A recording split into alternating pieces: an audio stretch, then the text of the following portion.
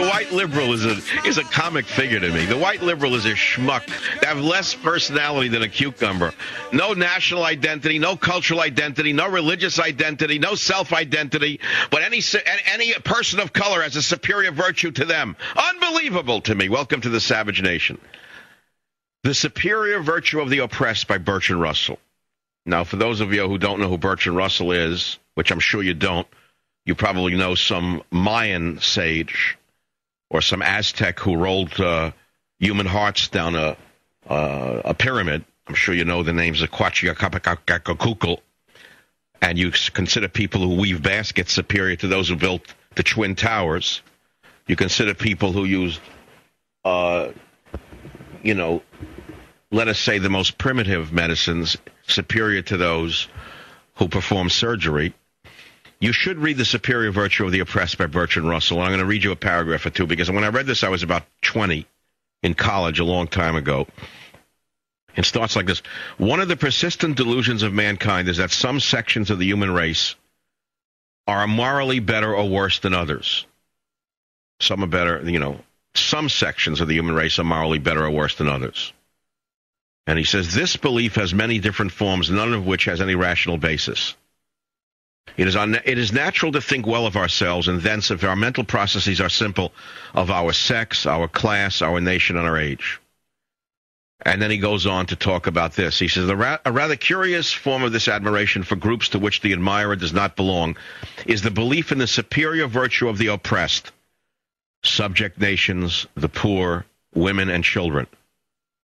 You understand what I'm saying? Now, we're living through this through the multicultural liars. The big lie of multiculturalism has taught an entire generation of college kids that there is a superior virtue of certain people, mainly subject nations, the poor, women, and children.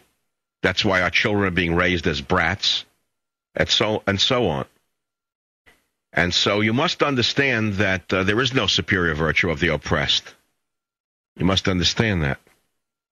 There are many things that I have to say today, and I've said a lot of them in the first hour. I'll say a lot more in this hour, and I'll take your calls at 1-800-449-8255. But I really recommend you go to my website, michaelsavage.com, and you look at Obama's alleged birth certificate. This is percolating up from the Internet.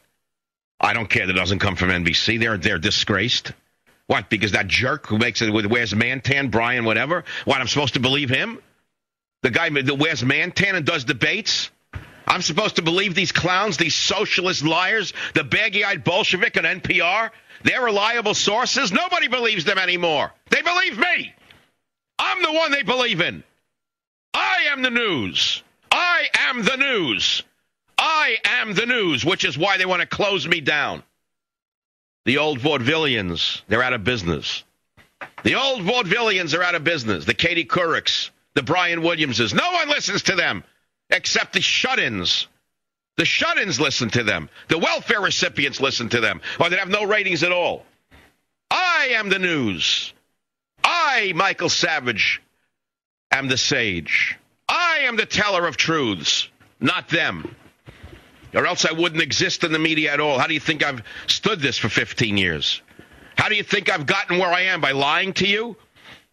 The truth has a certain ring to it, my friends, or you wouldn't take time out of your busy day and tune me in. In any city, there are 70 radio stations. There are hundreds of channels you could be tuning in other than this one. Where do I get 10 million listeners a week from?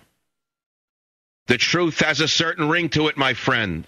And that is why I exist in the media. And that's why Nancy Pelosi and her Mussolini-like ilk want to put me out of business.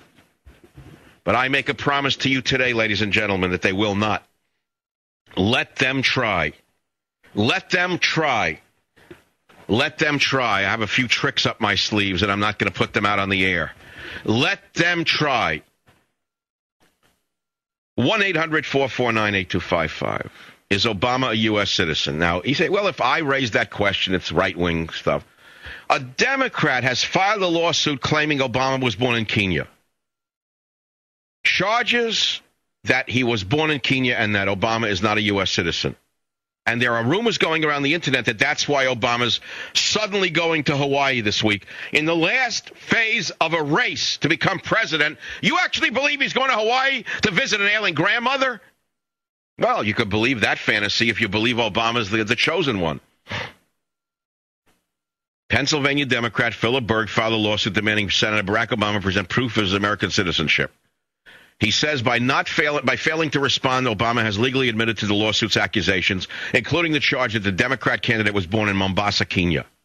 This is on WND, WorldNet Daily, on michaelsavage.com. And so if you go down the list and you look at it, it's pretty amazing. It is pretty amazing. He says that the Obama campaign has not publicly answered allegations that the candidate was born in Kenya and faked his Hawaii birth certificate. Why would a Democrat be doing this? Why? Why?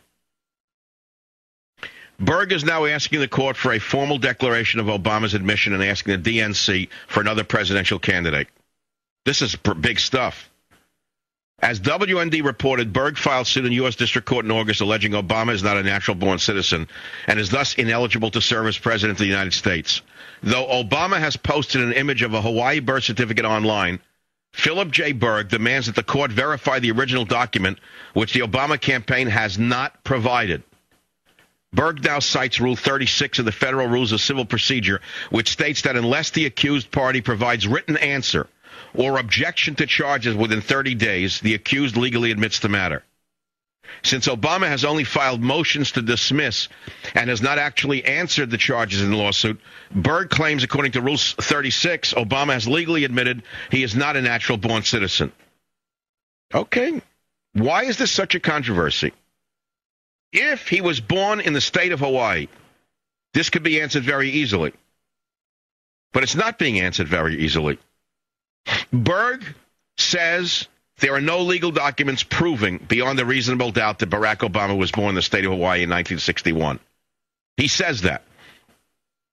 And, of course, the Obama campaign says it's all smears and lies. Yet, there are those who are saying by not filing the answers or objections, the defense has admitted everything. He says he admits he was born in Kenya. He admits he was adopted in Indonesia. He admits that the documentation posted online is a phony. And he admits that he is constitutionally ineligible to serve as president of the United States.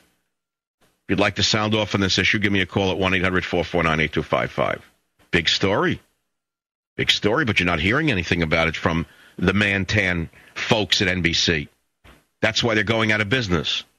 That's why little men and little women like Nancy Pelosi want to put talk radio out of business, because we actually raise questions that need to be answered. That's why little men, little tiny men, Lilliputians like Senator Jeff Bingaman, Democrat, New Mexico, wants the fairness doctrine to come back. Listen to clip 11. I would want this station and all stations to have to present a balanced perspective and different points of view, instead of always hammering away at one side. Oh, really? Well, would that also go for NPR, Mr. Bingaman, you little Lilliputian, you? You want all sides? Well, why don't you start with NPR? And then why don't you send the same rules over to ABC, CBS, and NBC, you Lilliputian, you? Listen to clip 12 from this Lilliputian. Radio and media generally should have a higher calling than just to reflect a particular point of view. I think they should. You're full of it. Hey, Bingaman, a higher calling? You referencing a higher calling? Now listen to what this Lilliputian says next. Here is a senator from New Mexico wanting to shut down conservative talk radio. Listen to this Lilliputian in clip 13.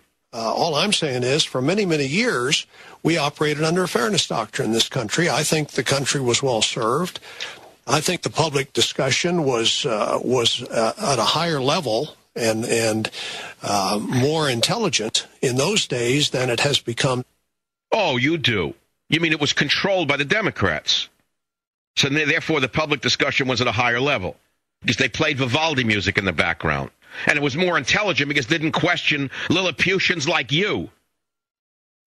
Bring it on, Jeff. Bring it on, Jeff. Bring on the fairness doctrine. We have a few tricks up our sleeves. And it may not end the way you think it will. It may end with roads and tunnels and bridges closed down in America. When truck drivers have had enough of Lilliputians like you and their trucks break down in tunnels and bridges and roads around America, Jeff. And if you think the Wall Street breakdown is bad, wait until you see what happens when the roadways don't work, Jeff. They're not going to roll over to Lilliputians like you, Jeff. The hardcore American is not going to let Lilliputians like you shut down talk radio. You'll be shut down first. I'll be back.